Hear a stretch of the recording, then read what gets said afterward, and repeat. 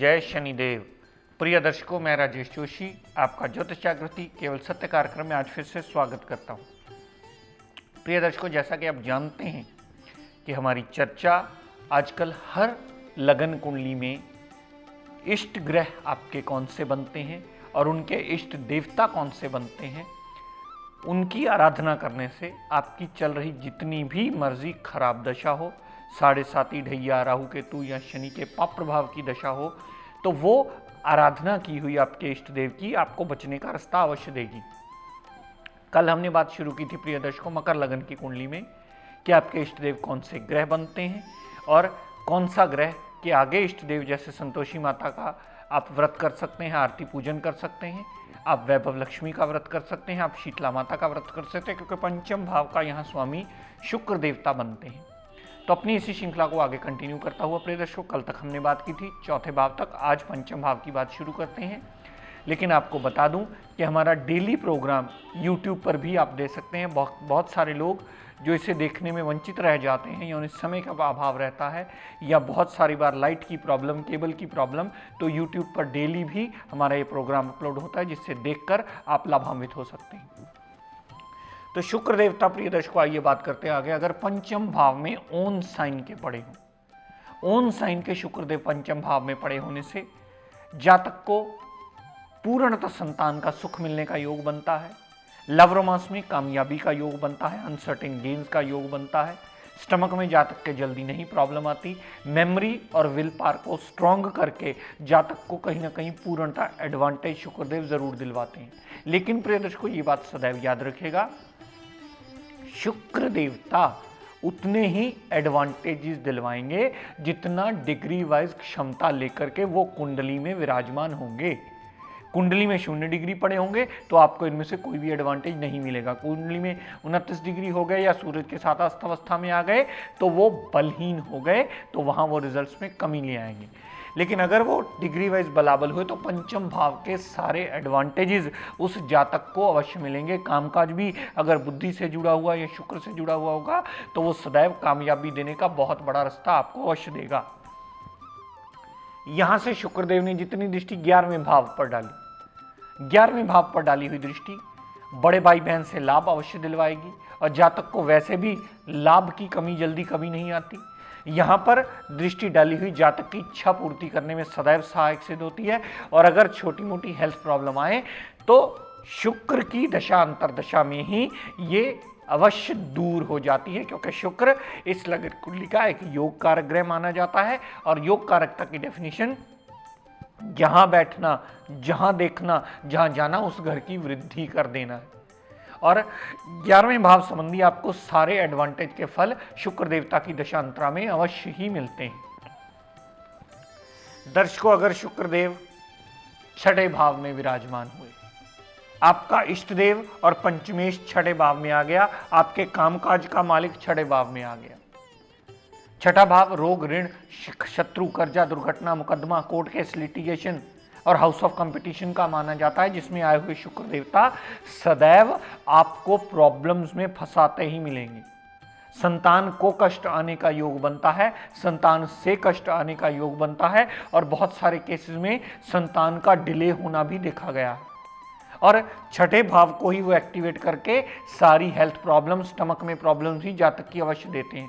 यहां से शुक्र देवता जितनी दृष्टि 12वें भाव पर डालते हैं, विदेश यात्रा होती है, विदेश सेटलमेंट के लिए भी जातक तत्पर जरूर होता है, अस्पताल के खर्चे होते हैं, जेल यात्रा तक भी हो सकते हैं अगर शुक्र पाप प्रभाव में हुआ।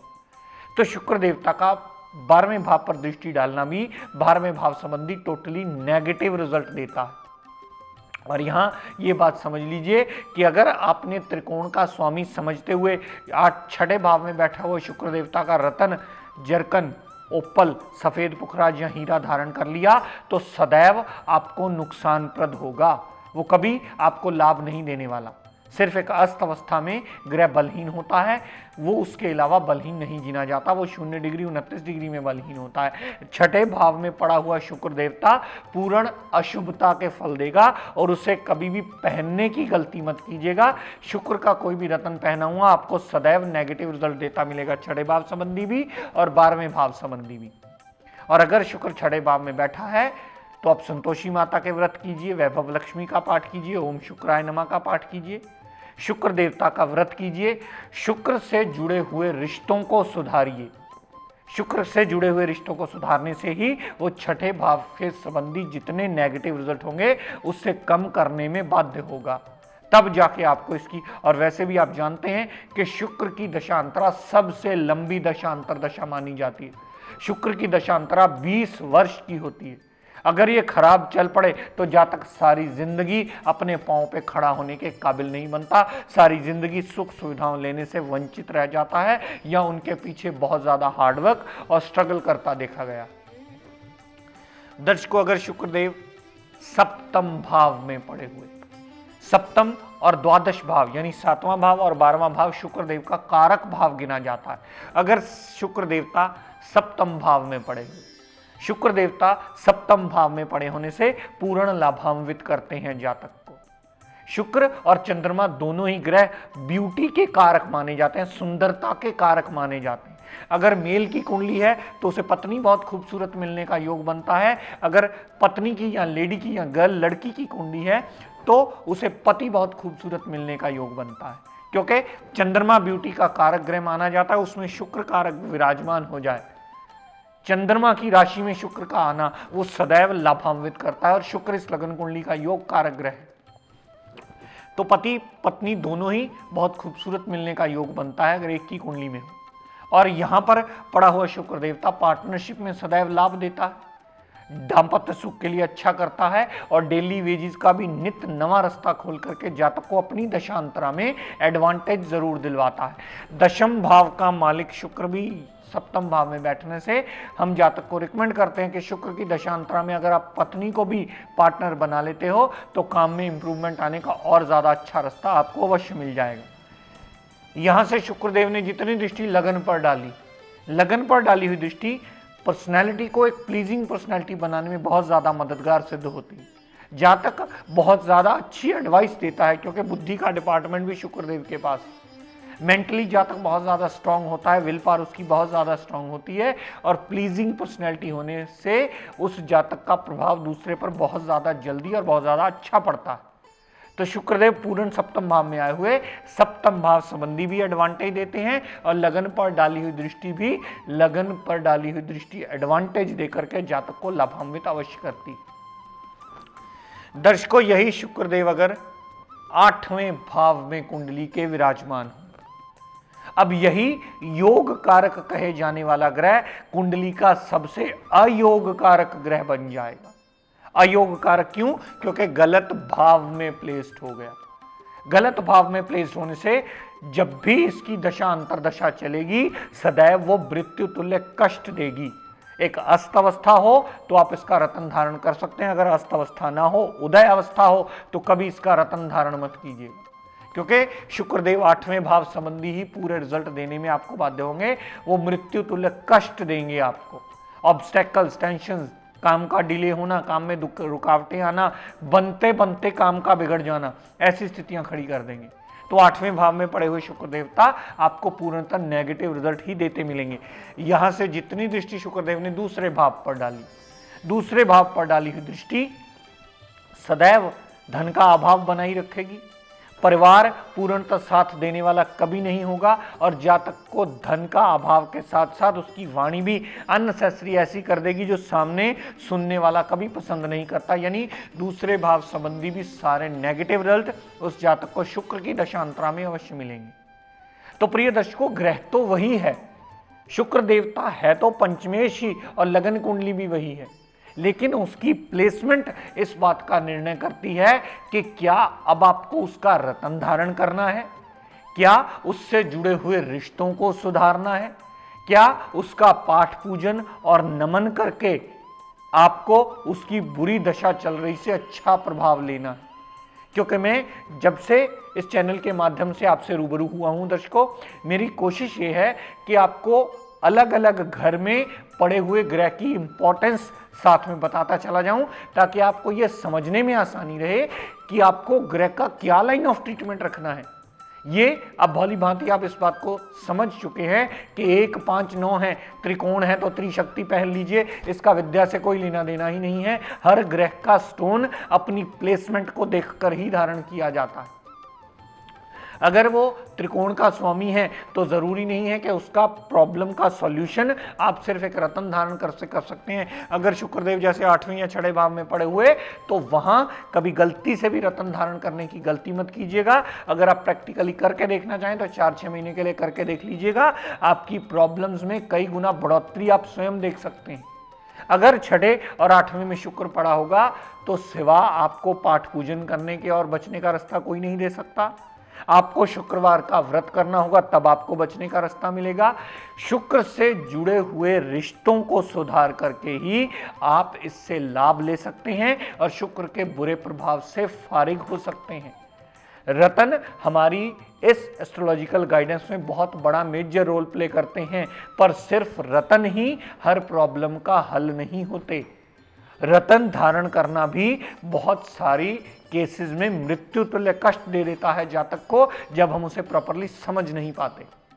ये बात, ये वहम एक तरह से दिमाग से निकाल दीजिए कि मुझे ये लगन है तो ये पहनना है, ये लगन है तो ये पहनना है। रत्नों को धारण करने से पहले अपनी लगन कुंडली का सही विवेचन कीजिए। अगर पहली, दूसरी, तीसरी बार ये चीज ना समझ में आए तो किसी विद्वान की मदद लीजिए, ताकि आप क्लियरली समझ पाए कि किस रतन को धारण करने से आपके कौन से भाव में पड़ा हुआ ग्रह एक्टिवेट होगा और उसकी दृष्टि कहां कहां जाएगी और वो क्या क्या रिजल्ट्स आपको देने वाली।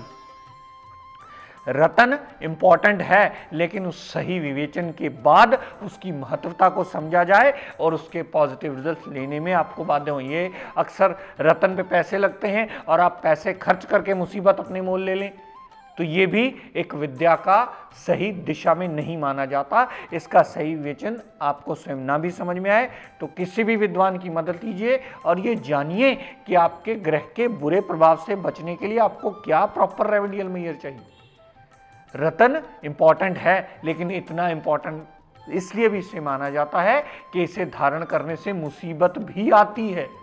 अगर गलत जगह गलत रतन धारण किया गया और आप ये फील करने लगे कि मैंने पैसे खर्च करके मुसीबत में ले ली, तो कहीं ना कहीं इस विद्या से विश्वास उठना शुरू हो जाता है जातक का, और वो सोचता है कि अब तो मैंने पैसे भी खर्च कर लिए, अब तो रतन भी धारण कर दिया, लेकिन मेरी प्रॉब्लम का हल फिर भी नहीं मिल रहा। तो ये समझना अति आवश्यक है कि हल निकालना कैसे है। बहुत सारे केसेस में हमने देखा है कि हल सिर्फ पाठ पूजन ही होता है, सिमरन ही होता है, उस ग्रह के आगे नमन करना, उसका आरती पूजन करना, उसका व्रत करना, उससे जुड़े रिश्तों को सुधारना ही होता है। तो आज का टिप ऑफ द डे देता हूं, प्रिय दर्शकों, नोट कर लीजिए। जैसा कि आप जानते हैं आजकल इलेक्ट्रॉनिक्स युग है, हर चीज कहीं ना कहीं बिजली से चलने वाली, कहीं ना कहीं चार्ज होने वाली मानी जाती है, उसी से हमारा जीवन यापन जुड़ा होता है। और जो भी चीज बिजली या इलेक्ट्रिसिटी से या बैटरी से चार्ज होकर चलती है उसे साक्षात राहु देवता माना जाता है। और जितनी ज्यादा चीजें होती हैं हमारे घर में, उतना उनका खराब होने का रिस्क भी बढ़ा रहता है।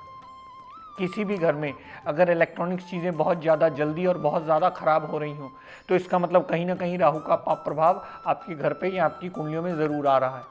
और आपको कुछ भी ना समझ में आ रहा हो तो सिंपल एक नारियल लेकर के आप अमावस्या को अगर जल प्रवाह कर दें, अगर जल्दी आपकी दिक्कत परेशानी आ रही है तो आप सैटरडे को भी सूर्यास्त के बाद एक नारियल अगर जल प्रवाह कर देते हैं तो राहु का पाप प्रभाव शांत होकर के आपकी इलेक्ट्रॉनिक्स चीज़ों पर से उनका पाप प्रभाव हटेगा और आपकी इलेक्ट्रॉनिक्स चीज़ें सही आपको रिजल्ट देने के काबिल बनाएंगी। वो बार बार खराब नहीं होंगी और आपके पैसे उसमें व्यर्थ नहीं लगेंगे। तो प्रिय दर्शकों, आज अपनी वाणी को यही विराम देता हूँ, हम सब के लिए मंगल कामना करता हूँ, शनिदेव से ये प्रार्थना करता हूँ कि हे शनिदेव हम सब पर अपनी कृपा दृष्टि दया दृष्टि सदैव बनाए रखें। जय शनि।